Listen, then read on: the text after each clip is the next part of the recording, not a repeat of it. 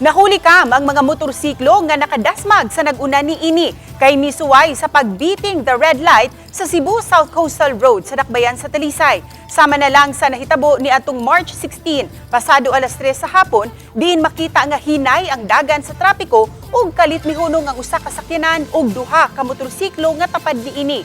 Apan ang duha ka mga motorsiklo nga nagsunod kusog ang ilang dagan. Ang usa nga nakalihay ug nakalahos, apan ang usa mibangga gayud sa gisundan ni ining motorsiklo. Ang sakay sa midasmag nga motor nangatumba. Susama ang hitabo ni ining motorsiklo nga parehong nagdagan sa inner lane ug lugar sa mga pa-left turn.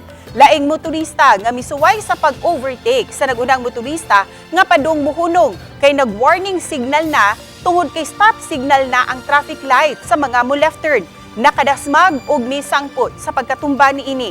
Ug aron maleksyon, gi-isyuhan og citation ticket nga reckless driving ang mga motorista nga nakadumbol. Kini bisan kun wala ray naangol sa ilang nadasmagan.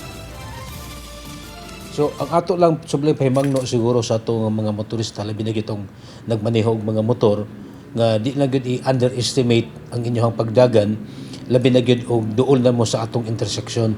So, dapat layo pa lang daan, pila ka meters, 10 meters, 20 meters, apply na lang gyud tagdaan og brake para malikayan ang disgrasya diha sa intersection.